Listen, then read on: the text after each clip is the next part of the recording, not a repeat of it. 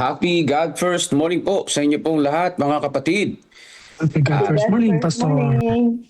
Hello po. Welcome po kayong lahat muli sa ating pong daily devotional. At ngayon din po kay Pastor Jaime Aventurado Jr. Welcome, Pastor Jaime. Ayan, from CLC. Siya po ang ating speaker mamaya. So tayo po ay manalangin muna bago tayo magkaroon ng Bible reading sa umaga po na ito. Tayo po ay manalangin. Panginoong Diyos na siyang aming tagapagligtas, kami po ay nagpapasalamat sa umaga na to na ipinagkaloob niyo po sa amin. Binigyan niyo kami ng lakas, ginising niyo po kami sa amin pong pagkakatulog at gayon din po binuhay niyo po ang aming espiritual na kalagayan. At ngayon po aming itinadalangin ang aming pong pagbabasa ng inyong pong mga salita. Gabayan niyo po kami at aming pong maunawaan ang lahat po ng aming pong mababasa at mapapakinggan ngayon pong umaga na ito. Salamat o Diyos sa pag-ibig niyo po sa amin at sa kasiguraduhan ng aming kaligtasan sa pangalan ni Jesus na aming tagapagligtas. Amen. So ngayon po ang ating pong babasahin ay sa 2 Chronicles chapter 22. At pangunahan po tayong Sister Marilyn Sema Franca. Yan, happy God First Morning po, Sister Marilyn.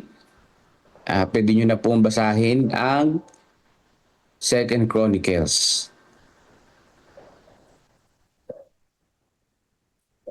Nandiyan po ba siya? Andito po. Yan, sige po. Pwede nyo na pong basahin, ma'am. Thank you po.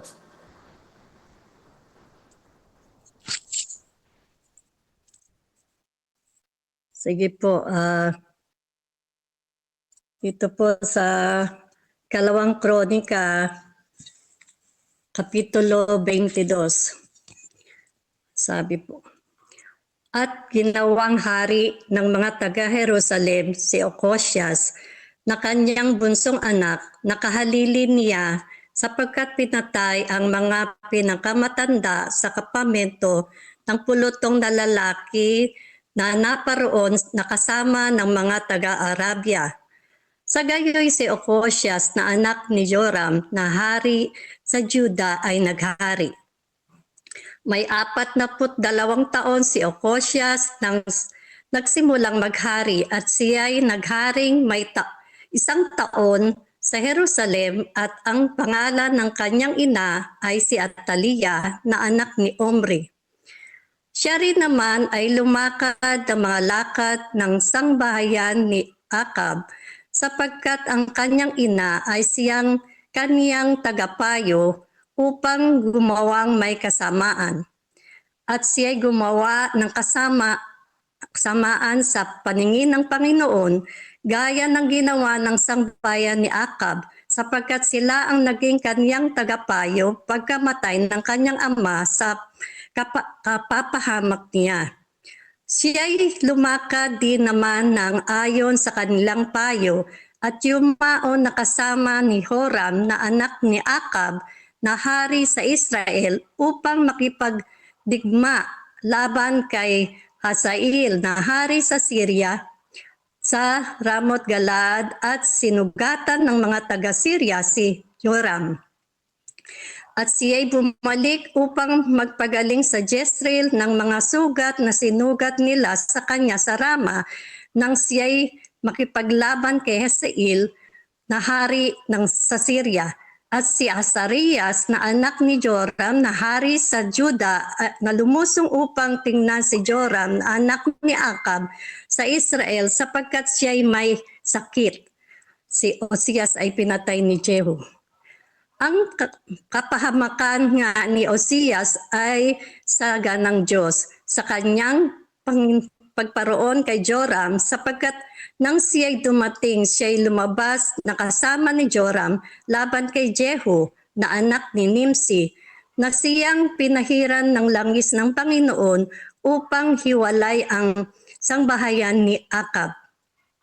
At nangyari nang si Jehu ay lalapat ng kahatulan sa bahay ni Akab na kanyang nasumpungan ang mga prinsipe sa Juda at ang mga anak ng mga kapatid ni Ocosias na nagsipap nga siwa kay Ocosias at pinatay sila. At kanyang hinanap si Ocosias at hinuli nila siya.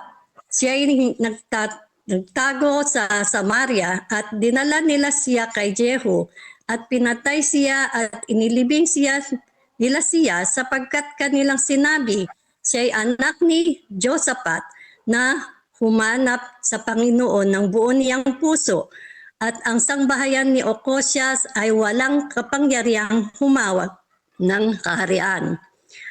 Ang paggawa ni Atalia sa kaharian, pag-agaw.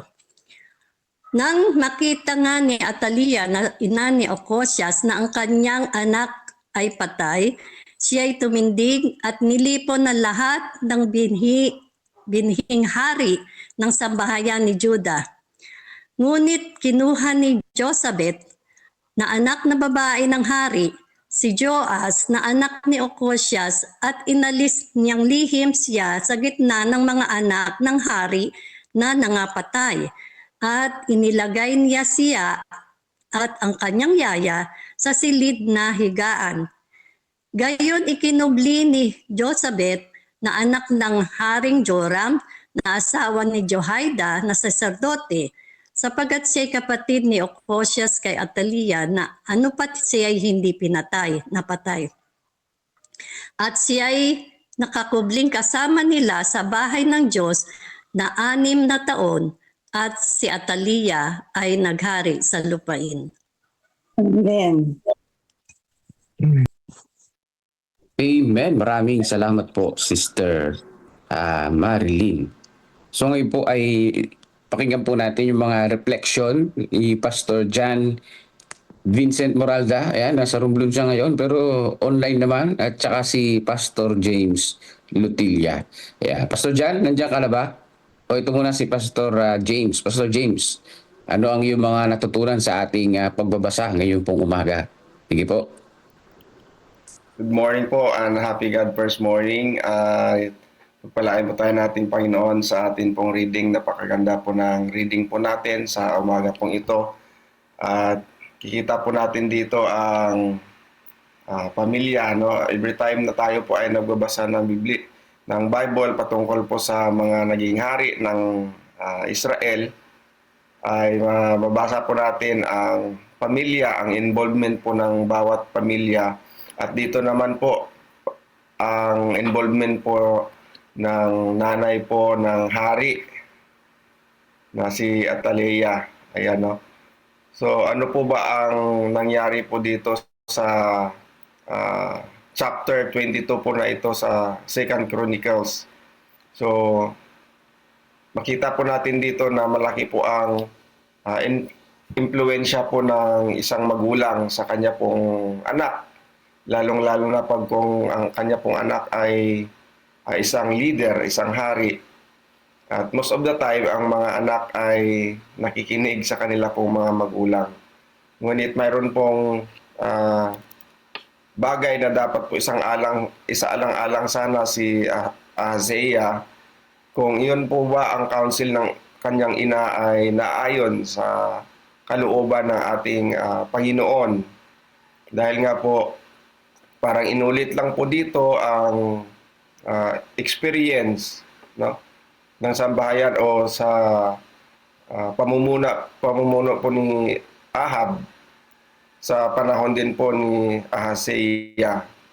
So instead na makinig po ang haring ito, Haring Ahaziah, sa godly counsel, ay nakinig po siya sa mga ungodly counsel, kung saan ito po ay hindi po kasang-ayon sa kalooban ng ating Panginoon. At ito po ay napunta lamang po sa distraction. Imagine, 1 year lang po siyang naging hari. No, napakaiksi po yun. Ang 1 taon na paghahari ay napakaiksi lamang. Pero dahil nga po sa ungodly counsel ng kanya pong ina, ay napahamak po itong si Haring Ahaziah. So ano po ba ang dapat po nangyari po dito? No? Dapat po nangyari dito, itong nanay po ni King Ahaziah ay dinala po sa magandang council. Pag sinabi po natin council, yan po ay malaking impluensya po ng kanya pong ina, no, dito po sa pamumuno po ng kanyang anak. Ngunit ito nga pong si nanay po ni King Asahiya, si Atalaya, ay nagkaroon po ng maling counsel sa kanya pong anak. At makikita natin dito ang naging resulta po, no, ng council, at ganoon din ang desisyon na ginawa po ng haring si Azahiya. So ano po ba ang pwede po nating makuha po dito sa story po? Actually 12 verses lang po siya, no? Pero makita po natin dito na tayong mga leaders, especially sa mga leaders po natin, we have to consider always a godly counsel. Yung counsel na ba yun na yung tama o mali, masama o mabuti? At dahil sa mga naririnig po natin, sa mga bagay na sinasabi sa atin, minsan kailangan din po natin siyang i-evaluate, no? Kumbaga balansihin po natin kung ito po talaga ay makakabuti sa atin. Kahit na sabihin po natin na members of the family pa natin ang nagsabi noon, nagsuggest noon, ay lagi po natin isa lang alang kung ito ba ay magiging kalugod-lugod sa ating Panginoon. At hindi lang po no, hindi po natin isang tabi na mag-compromise doon po sa mga pamantayan ng Panginoon. Sa pamilya man natin ito, no, mangyayari sa pamilya natin, although na hindi naman tayo royal family, pero siyempre, ang morals po natin ay hindi po dapat ito nawawala. No? Ang atin pong good manners ay hindi po dapat ito nakokompromise. And of course, ang ating pagsunod sa ating Panginoon ay hindi po dapat ito na isawalang bahala. At just like King Ahaziah, makikita po natin dito na ang kanilang family ay medyo hindi po maganda, no, ang kanila pong ending, although na naging leader itong kanya pong ina, si Atalaya, ay makita rin po natin na hindi rin po pa rin maganda ang kanya pong naging pamumuno. So, dito po sa 2 Chronicles chapter 22, para po sa akin, nakita ko dito yung relationship ng members ng family. Ang influence ng mga magulang at ang response ng anak. Dapat pa rin, sabi nga di ba, children obey your parents in the Lord. No? Pag nasa Panginoon po yung atin po mga magulang, sundin natin po yung kanilang counsel. Pero pag wala sa Panginoon, hindi naka-inline sa Panginoon, ay dapat maghanap pa tayo ng godly counsel, no? Na malapitan natin kung ano yung mas mabuti na gawin, decision making, at lalong-lalo na kung ito ay kasalungat sa prinsipyo ng Panginoon, ay dapat po natin siyang i-evaluate, pag-isipan muna para hindi po tayo mapahamak. So maraming salamat po at happy God First Morning. Amen. Salamat, Pastor James. Ayan, thank you po. In English ko pa, no? So, tama po, no? Kailangan na makinig sa counsel ng Panginoong Diyos. Yun nga, malungkot dun eh. Sabi nga ng Panginoon eh, makinig sa magulang eh, di ba? Kaya lang, yung payo ng magulang ay masama. So, ang dapat na mas mataas na sundin ay yung salita ng Panginoong Diyos. Yeah. Isa sa, controversial ito kasi syempre, sa utos ng Diyos, igalang mo ang iyong magulang eh. Kaya lang dito, yung nanay masama yung sinasabi naman, magsama yung counsel. Dapat itong si Haring Ahaziah ay sumunod sa sinabi ng Panginoong Diyos. So, yung pong pinakamalawak na story nito ay mababasa natin sa 2 Kings chapter 8 to 11. Ayan. Nandito po ba si Pastor John Vincent?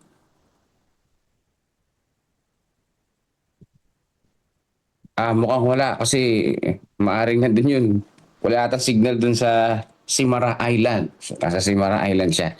So, Pastor James, mamaya kayo po ay sa Acts Prayer, no? Wag po kayong mawawala. So, dito po, meron pa po kayong, meron po ba may reflection, mga kapatid? Atin pong mabasa. Ito si Brother Sunny, meron siyang chinat. Tignan po natin yung kanyang chat. Basahin po natin. Sabi po dito, ang haba. Sabi po dito, ayan, salamat kila Brother Melvin at saka kay Brother Edmond. Yan, sa pagbibigay ng mga mahalagang information. Ngayon pong umaga. Ang kabanatang ito ay nagpapakita na malungkot na bunga ng maling impluensya. Ayan, sabi ni Brother Sunny. Paglayo sa Diyos at ang kapangyarihan ng masamang payo, makikita natin ang buhay ni Ahazias at ni Atalia na parehong naging dahilan ng pagbagsak ng Huda dahil hindi nila hinanap ang kalooban ng Diyos. Ang mga aral dito ay ang maling impluensya ay maaring sumira ng buhay dahil sumunod din si Aseya sa masamang payo. Ayan, kay Atalia, yan ang nabanggit kanina. At gumawa ng kasamaan sa paningin ng Panginoon. So ang aral po dito, kailangan natin piliin kung sino ang ating pakikinggan. Yan, sabi sa Proverbs 13:20, ang lumalakad na kasama ng marunong ay maging marunong. Yan, napagtanto ko po na ang mga taong pinapapasok ko sa buhay ko ay malaking epekto sa aking spiritual na kalagayan. Kaya ang tugon ko ay, kung gusto kong lumago ako sa pananampalataya, kailangan kong lumayo sa impluensya ng mga tao na maglalayo sa akin sa relasyon ko sa Diyos. Tama nga naman, ano? So, ibig sabihin, kung gusto po natin na maging matatag ang ating pananampalataya, piliin natin yung mga kaibigan natin na matatag sa pananampalataya. So, ganun po, no? Sa mga kabataan, kung gusto nyo maging matalino, ang barkada nyo dapat matalino. Pero kung gusto nyo maging tambay na manggugulo, ay doon kayo sumama sa tambay na manggugulo. So, ganun po mga kapatid. At syempre, kung gusto natin na tayo ay, ang ating landas ay maging matuwid, basahin natin ang salita ng Panginoong Diyos. So, kung wala na po, o meron pa po ba na reflection? So, kung wala na po mga kapatid, ay atin na pong hilingan si Sister Marilyn sa kanya pong closing prayer. Sister Marilyn. Sige po, tayo po ay manalangin. Dakilang Diyos, Ama namin sa langit, ngayon pong umagang ito, kami po'y lubos na nagpupurit, nagpapasalamat sa panibagong buhay at kalakasang ipinagkaloob niyo sa amin. Sa mga salita po na aming nadinig ngayon at nawa po ito'y matimo sa aming puso at isipan, ang kahalagahan ng maging kumapit sa mga pangako niyo sa panalakasulatan. Ngayong araw na ito, nawa ay ang paggabay ng banal na Espiritu ang sumaamin sa aming mga kilos at gawa at maging pagpapala kami sa aming kapwa na maakay sa tamang landas ang mga tao na nais nyo naming mailapit sa inyong paanan. Panginoon, sa aming mga naging pagkukulang sa mga kasalanang nagawa, dihingi po namin ito ng kapatawaran at sa inyong ikalawang pagparito kami masumpungan bilang mga tapat na katiwala sa pangalan ni Jesus na aming tagapagligtas. Amen. Ating pong church history. Pagkatapos bumalik ni Jesus sa langit, naiwan sa kanyang mga alagad ang dakilang tungkulin na dalhin ang ebanghelyo sa buong mundo. Puspos ng banal na espiritu, ang mga lalaki at babaeng ito ay buong tapang at kapangyarihan na ipinangaral ang mensaheng kanilang natanggap at abutin ang lahat ng sulok ng mundo. Ngunit hindi ito nangyari nang walang matinding pagtutol. Una mula sa mga Hudyo at pagkatapos mula sa pamahalaang Romano. Maraming Kristiyano ang nanatiling tapat hanggang kamatayan. Tiniis ang pagpapahirap at kahihiyan sa harap ng mga masayang manood sa Circus Maximus at Colosseum sa Roma at sa buong imperyo. Gayunpaman, Ang dugo ng mga martir ay naglatag ng daan para lalo pang lumaganap ang ebanghelyo. Pagkalipas ng mga taon ng pag-uusig ng mga emperador ng Roma, isang emperador na nagngangalang Constantine ang nagpahayag ng kanyang pagtalima sa Kristyanismo noong 312 AD. Naging tanyag ang Kristyanismo, ngunit kasabay nito ay pumasok din sa simbahan ang maraming paganong kaugalian at simbolo, lalo na sa Roma. Ang obispo ng Roma ay unti-unting nagkaroon ng higit na kapangyarihan at autoridad at nagsimulang tutulan at usigin ang mga taong kumikilala kay Jesus lamang bilang ulo ng iglesia at tumatanggap sa Biblia lamang bilang pinakamataas na pamantayan ng katotohanan. Upang makatakas sa lumalalang pag-uusig, ang tunay na bayan ng Diyos ay umatras patungo sa mga liblib na lugar ng Europa. Sa hilagang Italia, ang mga Waldenses ay nagtago sa mga kabundukan. Marami ang pinatay ngunit patuloy na nagningning ang liwanag sa kadiliman sapagkat ang Diyos ay nananatiling may kontrol. Siya ay nagbangon ng mga lalaking tulad ni Wycliffe, Hus, Tyndale, Luther, Calvin at Zwingli upang tumindig para sa katotohanan. Ipinaglaban nila ang Biblia lamang, pananampalataya lamang at si Kristo lamang. Noong 1798, sa katuparan ng propesiya sa aklat ni Daniel, ang kapangyarihang panrelihiyon at pangpolitika ng simbahang Romano ay pansamantalang nabawasan nang alisin ni General Berthier si Pope Pius VI sa kanyang trono. Kasunod nito, nagkaroon ng malaking pagkagising sa interes tungkol sa mga propesiya ni Daniel at marami ang naniwalang malapit nang bumalik si Jesus. Sa Estados Unidos, pinangunahan ng Baptist preacher na si William Miller kasamang daang-daang ibang tagapangaral ang pagtuturo tungkol sa pagbabalik ni Kristo noong 1844. Subalit nang hindi bumalik si Jesus noong 1844, masusing pag-aaral ng Biblia ang nagbigay liwanag sa isang maliit na grupo na ang ministeryo ni Kristo sa makalangit na santuaryo ang dahilan ng kanilang matinding kabiguan. Natuklasan nila sa Biblia na ang ikapitong araw ay Sabat na itinalaga ni Jesus para sa kanyang bayan. Unti-unti nilang naumawaan na ang kanilang misyon ay ipangaral ang mensahe ng tatlong anghel sa Apokalipsis 14. Bilang mga Seventh-day Adventist, ang layunin nila ay ipangaral ng may kapangyarihan ang walang hanggang ebanghelyo at ihanda ang mundo sa pagbabalik ni Kristo. Mahigit sa 160 years na ang lumipas, mga taong dumaan sa dalawang World War, maraming kampanyang militar, mga krisis sa ekonomiya, ang pagtaas ng ateismo at sekularismo at pagdami ng populasyon ng mundo. Dumami rin ang mga natural na kalamidad na pabalik-balik at lumalala. Sa panahong ito, ang misyon at mensahe ng iglesia ay mas may kabuluhan at mas agaran kaysa dati. Si Jesus ay malapit nang dumating at ang mundo ay dapat na maihanda. Maghanda sa pagsalubong sa Diyos. Amen. Amen. Maganda Amen. sa pagsalubong sa Panginoon. Yeah, so tayo po ngayon ay magkakaroon na, dadako na sa ating devotional. Jesus Wins, papangunahan tayo ni Sister Mirna Kaagbay. Sister Mirna, good morning po. Happy God first morning po. Good morning po. Yes, pwede na po ninyong basahin yung pong ating devotional. Opo.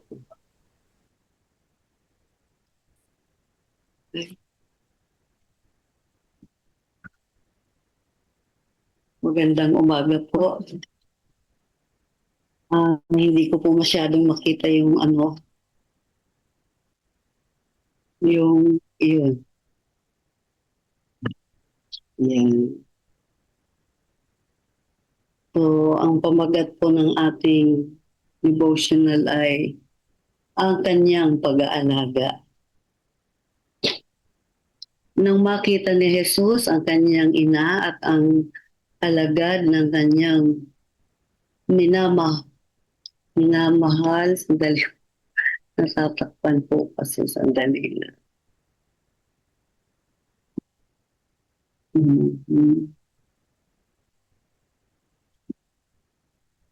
Yun po ay makikita sa Juan 19:26, nakatayo sa katabi niya, ay sinabi niya sa kanyang ina, babae, narito ang iyong anak. Ang pagbisita sa sinaunang lungsod ng Efeso ay isa sa mga dali po. Medyo natatakpan kasi ng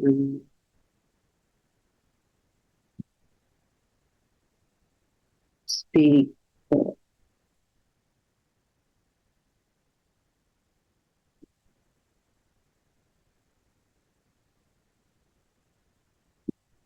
Ayun. Pinakakamanghang-manghang karanasan sa aking buhay. Labis akong naguluhan nang makarating kami sa sinaunang lungsod at makita ang mga kahangahangang labi ng napakaraming gusali at ang aklatan at ang malaking amphitheater. Pumunta rin kami sa tradisyonal na lugar ng bahay ni Maria, ilang milya ang layo. Sa simula, nalito ako dahil nasa Turkey kami at nakita sa Israel na ang ina ni Jesus. Doon po naalala na ipinagkatiwala ni Jesus ang kanyang ina kay Juan. At ang minamahal na alagad na nakalaunan ay naging isang matanda sa iglesia ng Efeso.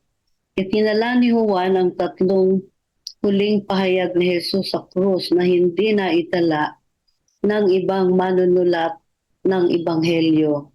Ang una ay patungo sa kanyang ina at ang minamahal na alagad. Nakakamangha sa akin na sa gitna ng kanyang pagturusang pisikal at higit pa rito sa espiritual, naisip ni Jesus ang kanyang ina. Binisita siya ng anghel na si Gabriel at nang siya ay mabuntis ay sa labas ng kasal, nakaranas siya ng labis na pangungutya. Nasaksihan niya kung paano tinanggihan ng mga leader ng mga Hudyo si Jesus at nakaramdam siya ng labis na kirot dahil dito.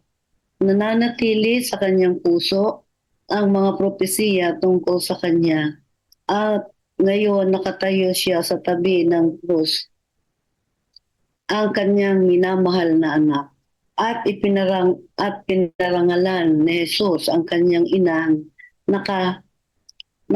makalupa sa pamamagitan ng pagtiyak na siya ay aalagaan. Kamangha-mangha, naway tratuhin natin ang ating mga ina na may ganitong pag-aalaga at kagiliwan. Marahil dahil ay ang mga kapatid ni Jesus ay hindi pananiniwala na siya ang tagapagligtas. Naramdaman ni Jesus ang pangangailangang ipinagkatiwala ang kanyang ina sa minamahal na alagad.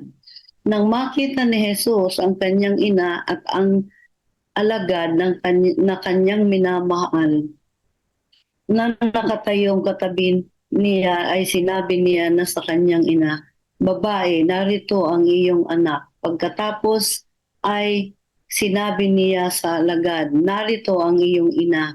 At mula noon ay dinala siya ng alagad sa kanyang sariling tahanan. Ang pag-aalala ni Jesus para sa kanyang ina na pinili ng Diyos upang dalhin siya sa mundong ito ay parang isang paalala ang kanyang magiliw na puso na nakaranas ng pag-ibig bukod sa sakit na palaging nagpapakita ng maingat na pag-aalaga. Sa krus na kinagiliwan ni Jesus, ay inaalok din ng bawat isa sa atin ang kanyang nagwaging pag-ibig na siyang ating katiyakan. So, ito pong ating babasahin ay tunay na ngayon po ay Happy Mother's Day po tayo ngayon sa lahat ng mga nanay. Ay binabati ko po kayong Happy Mother's Day sapagkat ang ating babasahin o ang devotional ay tumutukoy sa isang mapagmahal na ina na kung paano ang ating Panginoong Hesus ay kanyang minahal ang kanyang inang, makasabi ay makalupang ina, ay tunay na tayo ay kailangang nagre-respeto o gumagalang sa ating mga magulang. Kaya at dakila ang mga magulang na kahit ang ating tagapagligtas ay hindi niya po bintana ang kanyang pagmamahal sa kanyang sariling ina. Yan lamang po ang aking masasabi. Amen.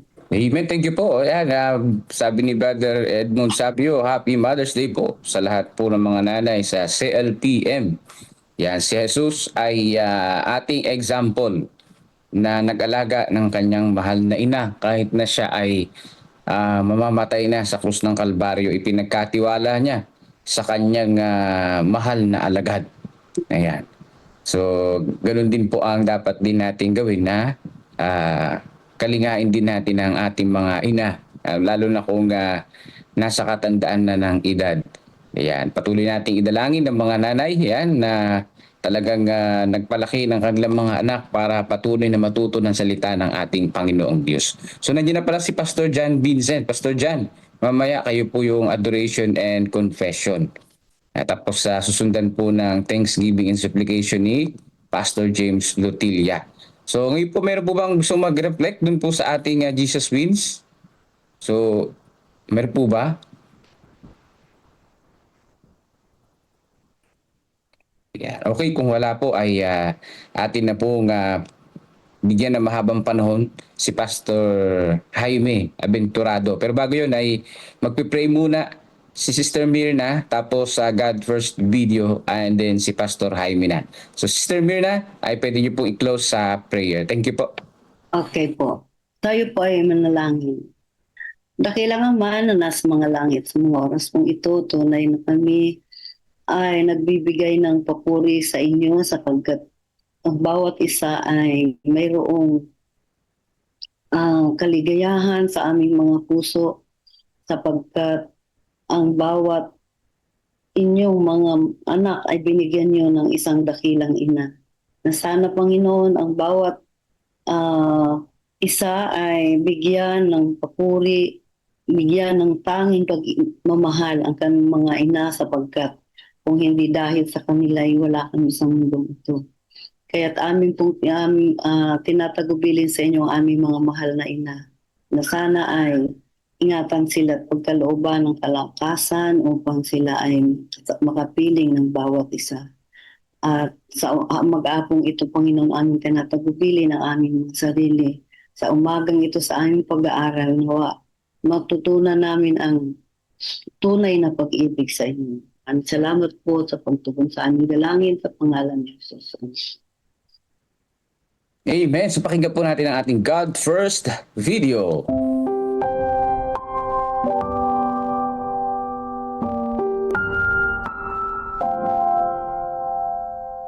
Huwag makinig sa ilang mga tinig. October 25. Offertory Reading Devotional.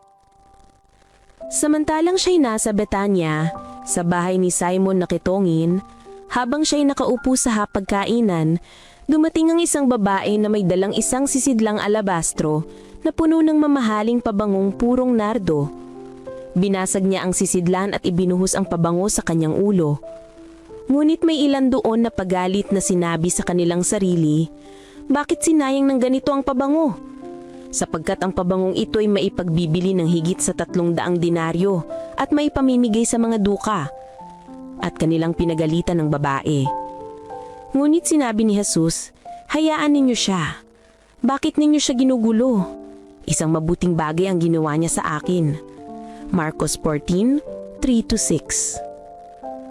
Ang mga hindi nagbigay ay tinansya ang regalo ni Maria at pinagpasyahan na ito ay isang pag-aaksaya. Gayunpaman, ang katotohanan ay, kapag tayo ay nagbibigay, tumutulong tayo sa pagpapalaganap ng mabuting balita at nag-iimpok tayo ng kayamanan sa langit para sa ating sarili. Isaalang-alang natin ng mabuti ang reaksyon ng mga inaasahan nating magpalakas ng loob kay Maria at tandaan ng tugon ni Jesus. Sa halip na magbigay ng suporta, minaliit ng mga saksi ang kanyang handog at tinuligsa siya. Minsan, ang ating kaloob sa Diyos ay maaaring hindi tumanggap ng pagpapalakas ng loob na ating inaasahan mula sa ating mga kapatid. Sa halip na magbigay ng papuri sa Diyos, mas pinipili ng iba na magbigay puna. Sa kabila ng mga pamumunang ito, si Jesus ay nakialam at sinabi, "Pabayaan ninyo siya. Bakit ninyo siya nililigalig? Gumawa siya ng mabuti para sa akin." Marcos 14 verse 6. Huwag tayong panghihinaan ng loob.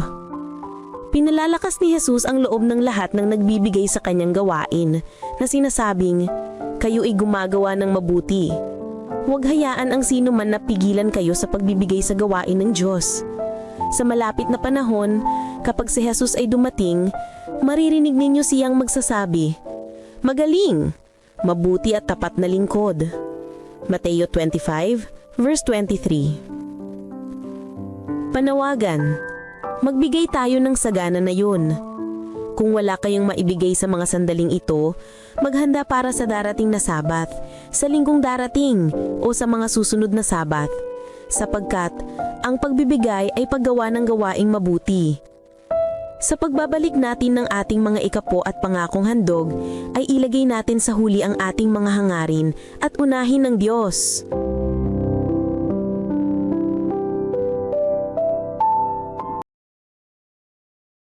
Unahin ang Panginoong Diyos. Amen. So pakinggan po natin si Pastor Jaime Aventurado Jr. Sino po yung magpapakilala sa kanya? Meron po magpapakilala kay Pastor Jaime?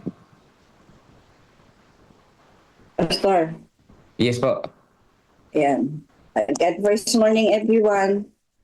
Yan, mapalad po at nakasama natin si Pastor Jaime Aventurado.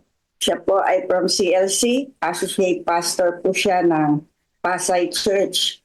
Nakasama din po namin siya, naging bahagi po siya ng kapitulo, versikulo ng dating kapatid na Jerry Sabia. Yan.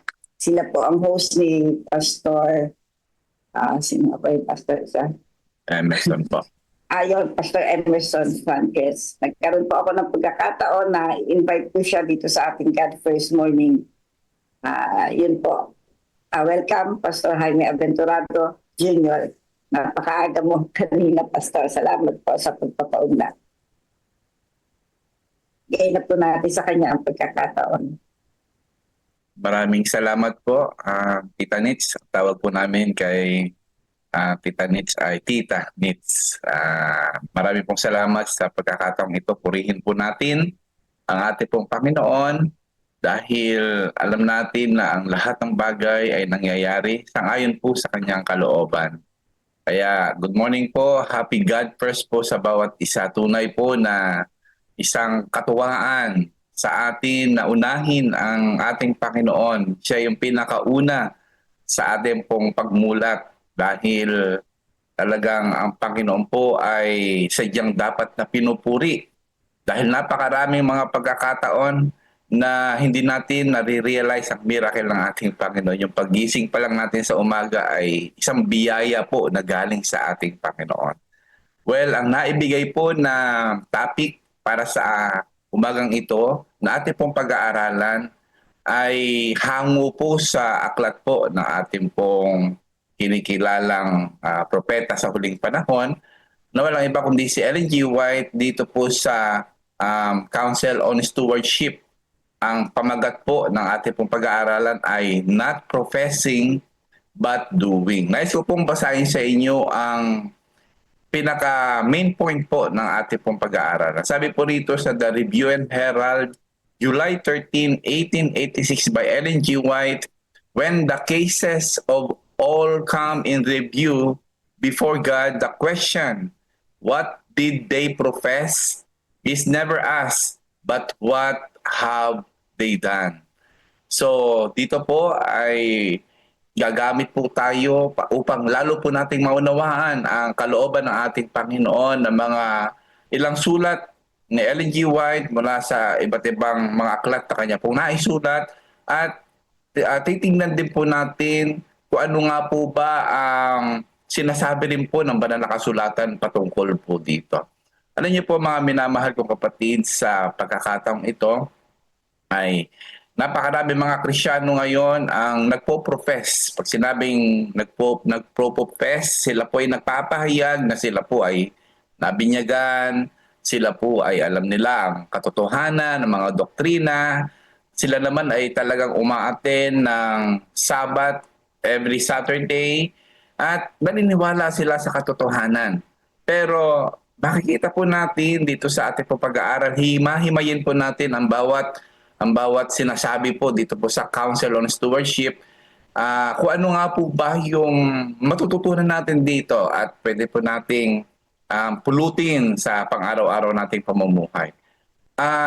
Sinasabi po rito mga kapatid na ang tanong ay hindi kung ano yung ating ipinapahayag. Okay?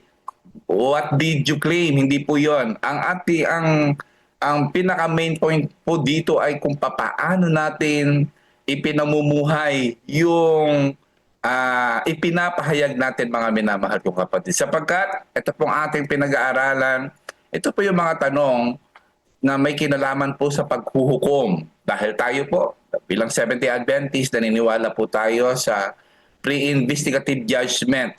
Nagsimula po ang ating Panginoon noong 1844 na siya po ay pumasok sa kabanal-banalang dako upang hukuman lahat ng mga tao ayon sa kanila pong ipinapahayag. Ano po? Kaya ang tanong po dito ay, dahil kung basahin dito sa Council on Stewardship, the question, okay, what did they profess is never asked, but what have they done? Okay, ang tinatanong daw po dito ay hindi kung ano yung inyong ipinapahayag, kundi kung ano ang inyong ginawa. Napakahalaga po nung talata po na yun, mga minamahal kong kapatid, na kung saan ay mahalaga sa ating Panginoon yung ating pong ginagawa. Dahil sabi nga, malakas daw po yung pagsasalita, pero mas malakas kung ano yung ating ginagawa. Okay? Action is louder than word. So, mahalaga po ito mga minamahal kong kapatid. Kung ate pong titingnan ay maraming mga tao ang alam ang propesiya, kabisado ang banal na kasulatan, at para kapag kabisado mo ang Biblia, alam ang propesiya, parang doon natin ibinabase yung kabanalan ng isang tao. Pero kapag kulang din naman po sa gawa, kulang ng compassion, hindi nakikita sa kanya yung pagtulong sa kapwa, yung pag-abot, o kaya naman yung pagbibigay sa gawain ng ating Panginoon, ay isa po itong napakamapanganib na sitwasyon. Dahil ngayon po sa James 1:22, but ye doers of the word, but not hearers only. Makikita po natin dito mga kapatid na tayo po ay inaasahan ng ating Panginoon na maging na tayo po ay gumagawa, hindi lang tayo nakikinig. So, dito mga minamahal kong kapatid, makikita natin na ang langit po ay tinitingnan hindi po kung ano po yung ipinapahayag natin, kundi kung ano po yung ating ginagawa. Isa pa po, sabi po sa passage, okay? Himahimayin po natin para lalo po natin maintindihan. Sabi niya dito ay, have they been doers of the word? Tayo raw po ba ay tigagawa? Okay? Ginagawa ba natin talaga kung ano yung ating ipinapahayag? Okay? Alam niyo mga minamahal kong kapatid, ang pagbabago ay hindi po nangyayari ito overnight. Okay? Pero ang tunay na pananampalataya ay nakikita rin po sa gawa. Makikita po natin yan sa James 2 verse 17. Sabi diyan ay, faith by itself, if it doesn't have works, is dead. Kapag wala daw po itong gawa, ay ito raw po ay isang patay. Meron po akong illustration na naisip para dito. Imagine niyo po yung puno ng mangga, no po? Yung puno ng mangga ay talagang masarap. Yung bunga niya ay masarap. Pero kapag yung puno ng mangga ay wala man lang puno, wala man lang bunga, parang bansot, ano po? Maaari nating matanong, buhay pa ba itong mangga na ito? Ayan. So makikita po natin sa ating pamumuhay dahil inalihintulad din naman tayo sa ganito ng ating Panginoon. No, matatanong natin ang isang tao, talaga bang okay pa kaya itong tao na to, yung kanyang spirituality?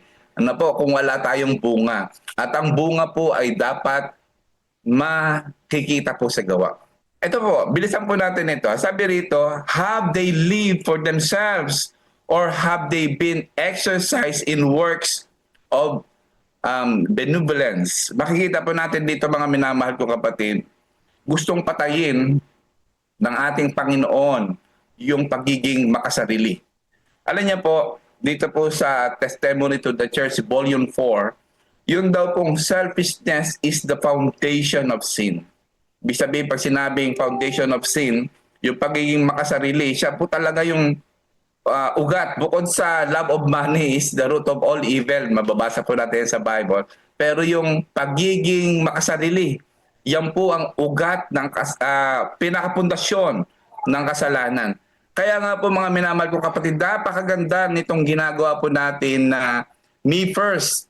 Ibig sabihin ay yung God first. Minsan kasi ang ating pong ginagawa, una ang ating sarili. Sa anong pamamaraan? Pag-gising natin sa umaga. Nakikita po natin yan. Ang una nating tinitingnan ay yung ating mga cellphone. Buti sana kung chinecheck lang natin yung oras. Pero maya-maya nahuhuk na tayo sa social media. Kaya other first, parang gano'n, no? O kaya naman me first. Pero napakaganda po, mga minamahal kong kapatid, God first. Kahit ang ating pong Panginoon, nung siya po ay naririto sa sanlibutan ito, siya po ay nagpagaling, siya po ay hinipo niya po yung mga may kapansanan, pinakain niya yung mga nagugutom, at kinongkort niya yung mga nagkakasala. So, we will begin to care for people to, mga minamahal kong kapatid. Kasi sabi sa Philippians 2:5-8, let nothing be done through selfish ambition or conceit, but in lowliness of mind, so let each esteem others better than himself. So magkaroon din naman tayo ng pag-iisip na katulad ng ating Panginoon. Alam niyo po, ito po nakakalungkot minsan, marami sa atin na kung saan alam naman ang doktrina, napakagaling natin yan. Talagang nasa sa atin ang katotohanan, kaya natin i-explain yung prophecy, yung 2,300 days. Kaya natin makipagdebate actually. Pero halimbawa, may kapatid na mapumunta ng araw ng Sabat. Ang mahirap, mga minamahal ko kapatid, hindi na natin nakikilala o hindi naman lang natin nabati yung kapatid na yon hanggang sa umalis na siya. Okay? So, makikita natin na para bagang kulang sa gawa kung ano yung ating ipinapahayag. Yun po yung nakakalungkot. Ngunit, mga minamahal ko kapatid, sinasabi sa ating pag-aaral ngayon na kapag talagang nakilala natin ang ating Panginoong lubos, ay nakikita po sa ating mga gawa kung ano po yung ating ipinapahayag. Kung ano po yung ginagawa o yung pinapahayag ng ating Panginoon, yun din po yung ating ginagawa sa kasalukuyan. Kaya, at napakaganda po rito, sabi rito sa Council on Stewardship, the character have been marked with tenderness, self-denial, and benevolence. Napakagandang salita po ito, mga minamahal kong kapatid. Alam niyo po, ang sanlibutan, ang kanilang ina-admire ay power, wealth, fame, influence, pero ang ating Panginoon, ang kanya pong binavalue ay ang character, mga minamahal kong kapatid. Kindness when nobody sees, kahit wala nakakita. Sacrifice without recognition. Helping others quietly, going without expecting return. Ito po yung mga precious sa ating Panginoon. Kaya nga po sabi rito ni Jesus sa Matthew 25:40, inasmuch as you did it to one of the least of this, my brethren, you did it to me. Kapag ginagawa mo ito sa mga maliliit, ay ginawa mo na rin ito sa akin. Kaya, mga minamahal kong kapatid, alam niyo po, kahit hindi tayo nakikita ng iba, nakikita naman tayo ng ating Panginoon. At makikita po natin dito, ito po, isa po sa mga ipinapahayag na nakakalungkot. Dito po, habang binabasa ko ito, ako po ay nalulungkot dito po sa statement na ito. Kasi sabi po rito, Christ has been grieved and wounded by our marked selfish love and indifference to the woes and needs of others. Alam niyo po mga minamahal kong kapatid, habang binabasa ko ito, parang na-imagine ko yung sugat na patuloy na sinusugatan. Nakakita na po ba kayo mga minamahal kong kapatid?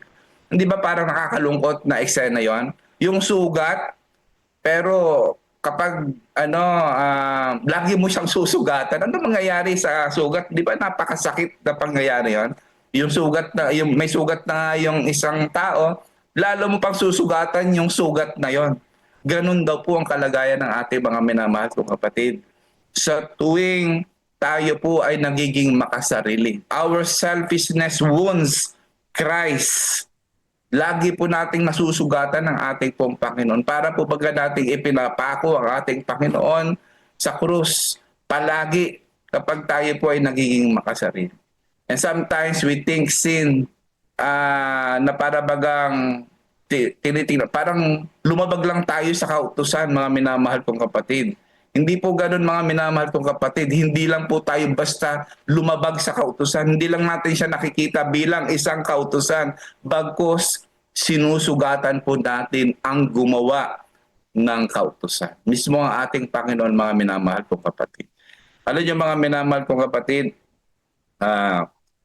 pakita po natin yung illustration dito, yung Samaritan, di po ba? Yung priest, dumaan lang siya nung makita niya, nasugatan yung isang tao na binugbog.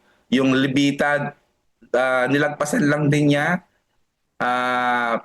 Pero mga minamahal ko kapatid, kahit makikita natin dito yung mga religious people ay hindi po pala basihan kung ano yung title na meron tayong mga minamahal ko kapatid. Pero makikita natin kung sino ba talaga yung umaruga doon sa nangangailangan. Yung Samaritan na kinamumuhian ng marami ay siya pa talaga yung tumulong. Kaya hindi sa kung ano yung ipinoprofess natin mga minamahal kong kapatid, kundi kung ano nga ba talaga ang laman ng ating puso. Kaya nga, isa pa po mga kapatid, last dito po sabi niya rito, well done, come ye blessed of my fathers. Napakaganda po nitong salitaan na ito. Ito po ay nagpapakita pagka sinabihan ka ng ating Panginoon na well done. Ibig sabihin ay nagawa mo ng tama. Talagang yung ipinapagawa, yung mission ay talagang nagawa mo ito sang-ayon sa kung ano yung ipinagawa sa iyo. Well done. Sabi niya, manahin nyo ang kaharian ng ating Panginoon. Sa pagkakataong ito, mga minamahal kong kapatid, ang reward natin ay hindi po yung kayamanan na ibinibigay ng sanlibutan ito, hindi rin po yung success na makikita natin dito lamang sa sanlibutan. Pero sabi ng ating Panginoon, you reflected my character, ipinahayag mo ang aking character. Imagine niyo po mga minamahal kong kapatid, ang ating Panginoon ay nakatayo sa harapan mo at kinakausap ka at sasabihin sa iyo, well done, my son. Come ye, blessed of my Father. Napakaganda pong pangitain ang mga bagay na ito. Ngunit sa umagang ito, mga minamahal kong kapatid, ang panawagan sa atin ay atin pong talikuran yung pagiging makasarili, yung selfishness, na kung saan siya po yung pundasyon ng kasalanan, at yakapin po natin ang ating Panginoon. Unahin po natin siya at lalayo po ang ating pagiging makasarili. At sa pagkakataong ito, mga minamahal ko kapatid, kapag niyakap natin ang ating Panginoon, matututunan din nating mahalin yung mga mahal ng ating Panginoon. Dahil ang sabi niya, kung ginagawa mo ang mga bagay na ito sa mga maliliit na katulad nila, ay ginagawa mo rin ito sa akin. Kaya sa pagkakataong ito, He is asking you, has the truth changed your heart? Or we are only just professing? Or we are doing kung ano nga po ba talaga ang gusto ng ating Panginoon sa bawat isa sa atin. Gusto ko pong basahin sa inyo sa huli. Ito pong matatagpuan po sa 1 John 3:16. Ang sabi po rito sa 1 John 3:16, hereby perceive we the love of God because He laid down His life for us, and we ought to lay down our lives for the brethren. Magandang umaga po sa bawat isa sa atin. Pagpalain po tayo ng ating Panginoon sa Kanya pong salita. Amen. Amen. Salamat po, Pastor Jaime. Amen. Salamat po. Pastor Melvin, Yes po. pasalamatan natin si Pastor. Siguro po yung ating certificate of appreciation and recognition sa kanya ay to-follow na lang po. Wala po yung ating stewardship director ngayon umaga. Pastor Jaime, salamat po ng marami sa inyo pong pagpapaunlak. Mamaya po ay kayo ang magpo-closing prayer after po ng aming program. Salamat po, Pastor. Sana po maulit ito. Welcome po. Ulihin po natin ang ating pong Panginoon.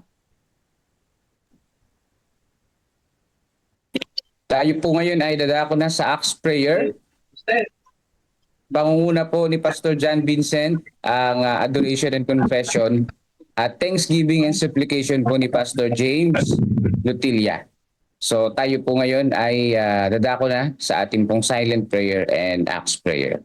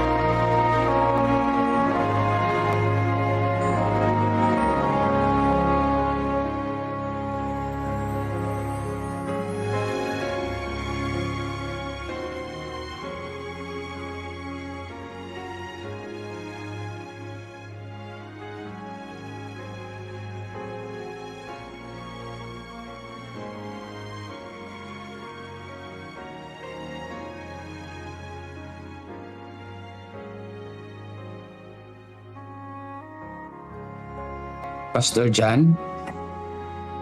Let us pray.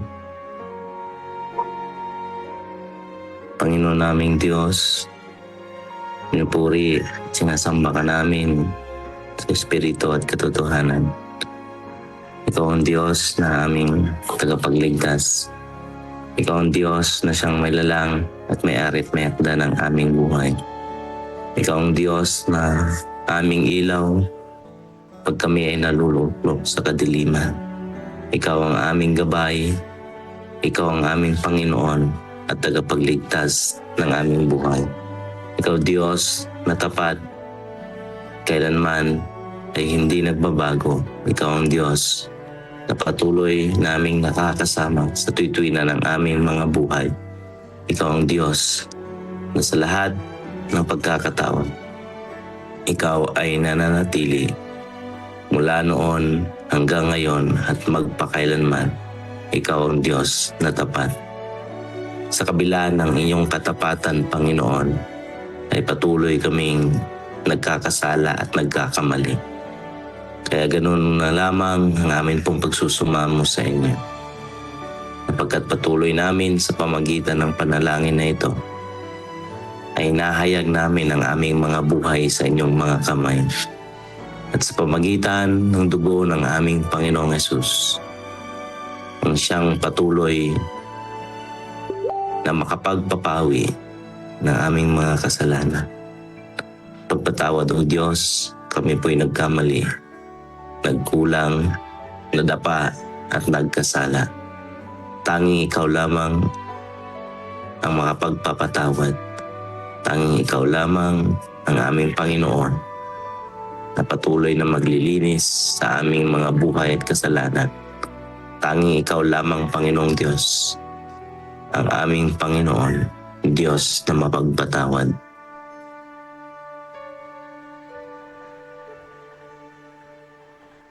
Pastor James? Lubos po namin pinapasalamatan, Panginoon, ang panibagong araw na ito na amin pong naranasan ang pag-iingat sa buong gabi ng amin pong pagtulog. Salamat po, Panginoon, sa mga aral na amin pong narinig. Salamat po, Panginoon, na kami po muli ay inyo pong pinapaalalahanan na kami po ay magtalima po sa inyo at amin din po, Panginoon,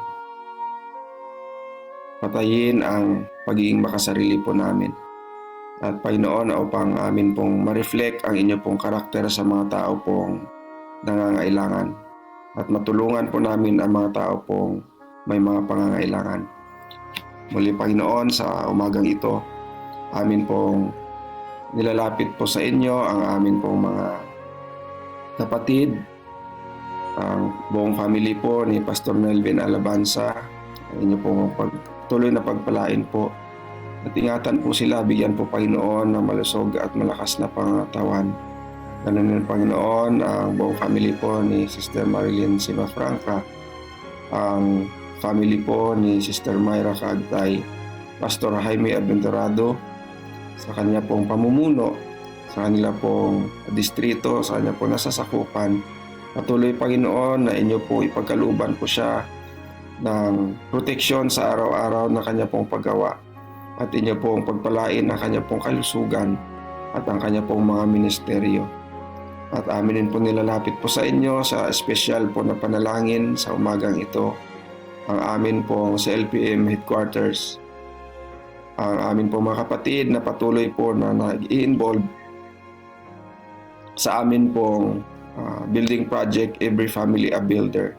Bless niyo po, Panginoon, ang bawat pamilya, ang bawat individual na patuloy na sumusuporta sa amin pong building project po na ito. I-bless po ang kanila pong mga anak buhay. I-bless po, Panginoon, ang kanila pong mga kalusugan.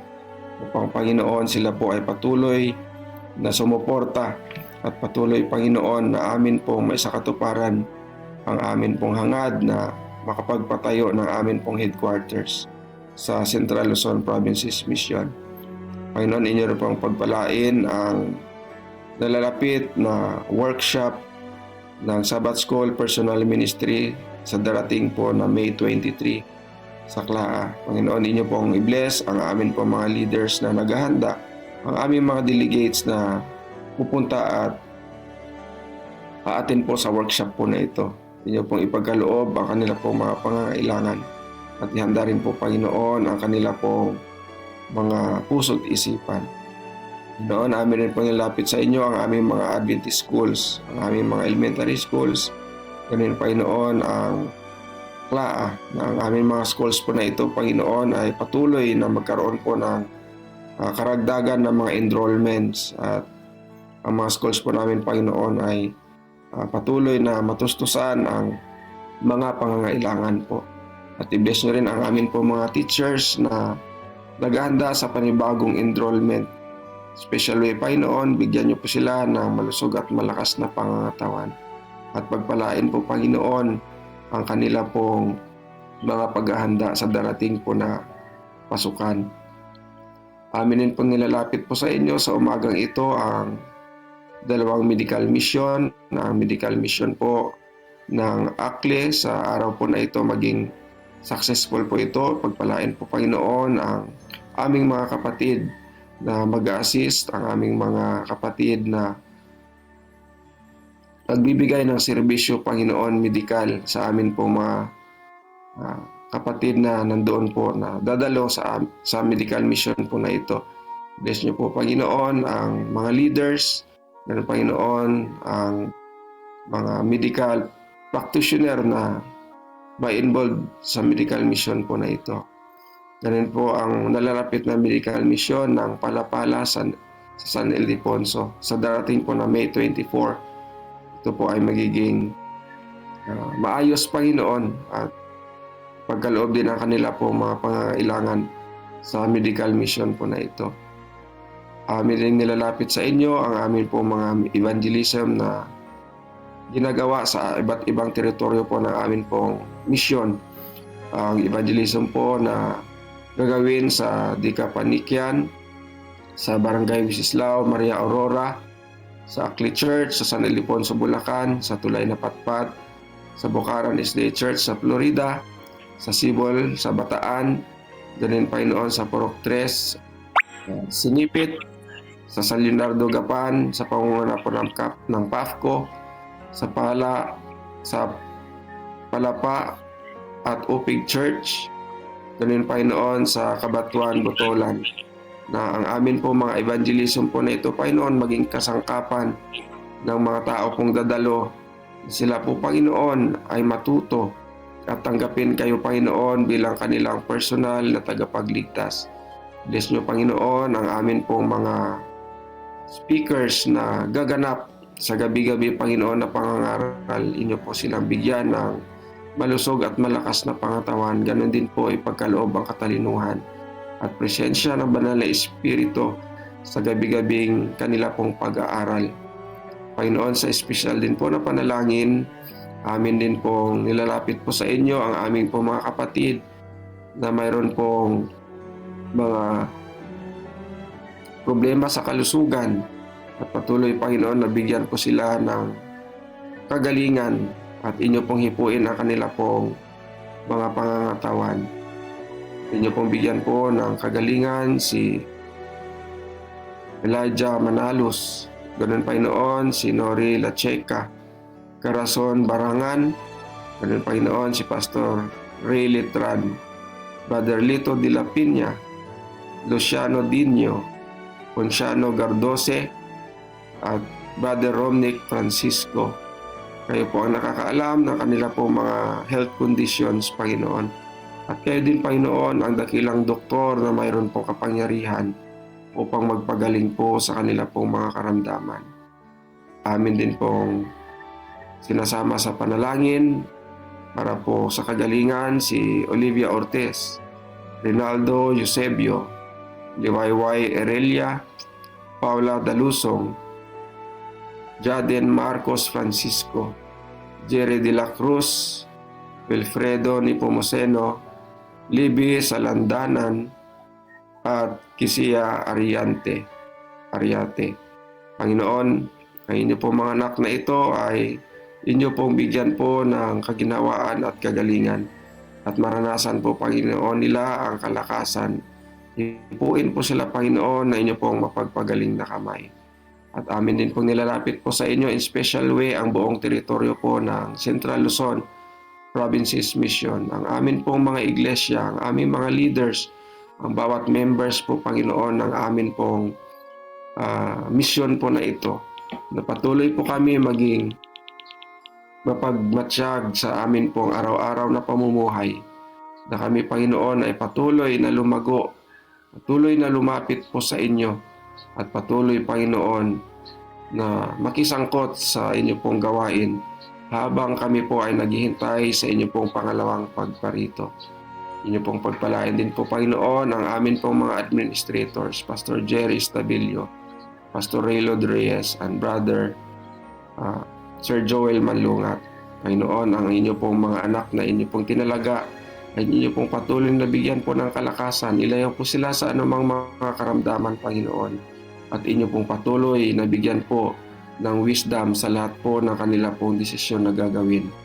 Alam po namin, napaka-importante ang kanila pong pamumuno sa amin pong mission po na ito. At inyo rin pong pagpalain ang amin pong lahat ng mga pastor, ang aming mga teachers, ang amin pong mga literature evangelists, ganin po ang amin pong mga laymans. Panginoon, sama-sama po kaming mai-involve at patuloy, Panginoon, na gumawa sa inyo pong gawain dito po sa lupa. kung saan, Panginoon, kami ay maging kasangkapan ng kaligtasan ng inyo pong mga piniling ililigtas. Panginoon, muli sa araw po na ito, pagpalain niyo po kami sa buong maghapon. Maranasan po namin, Panginoon, ang kapayapaan sa kabila po ng kaguluhan na amin pong nararanasan sa mundong ito. Bigyan po kami, Panginoon, ng sapat na lakas sa maghapon. Inyo po kami ilayo sa anumang mga tukso at mapagtagumpayan po namin, Panginoon, ang amin pong mga kahinaan sa buong maghapon. Panginoon, gusto po naming luwalhatiin po kayo sa amin pong mga buhay at amin pong dalangin, Panginoon, na ang amin mga buhay, Panginoon, maging ilaw, maging asin po kami dito po sa lupa at inyo pong naming gamitin, Panginoon, na instrumento ng kabutihan sa buong maghapon pong ito. Ito po aming dalangin, pinapasalamatan sa pangalan ng aming Panginoong Hesus. Amen.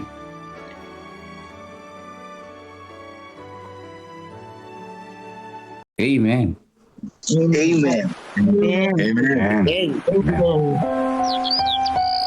Katiwalang tapat.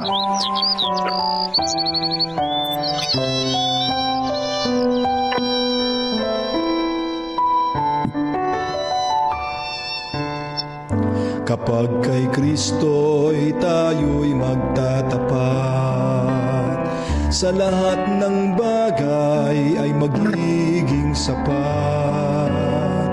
Sa bawat oras namang patnubay, tiyak na kakamtin walang hanggang buhay. Ang Diyos ay nangako sa mga taong tapat, sa lahat ng bagay ay magiging sapat. Atin siyang purihin sa lahat ng oras, awit ng pagluwalhati ating itaas.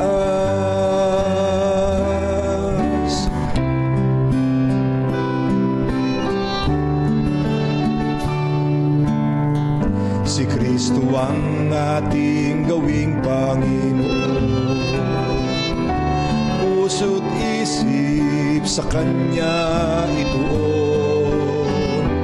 Ikaput, handog, talento at dunong, misyon sa gawain ng ito'y sumulong. Ang Diyos ay nangako sa mga taong tapat, sa lahat ng bagay ay magiging sapat. Atin siyang purihin sa lahat ng oras, awit ng pagluwalhati ating itaas. Pagagaanin ating mga pasan, sa mga suliranin Kanyang tutulungan. Magtiwala tayo't Siya ang tawagan, tunay na ligaya ay makakamtan. Ang Diyos ay nangako sa mga taong tapat, sa lahat ng bagay ay magiging sapat. Atin siyang purihin sa lahat ng oras, awit ng pagluwalhati ating itaas. Papuri't walhati sa Kanya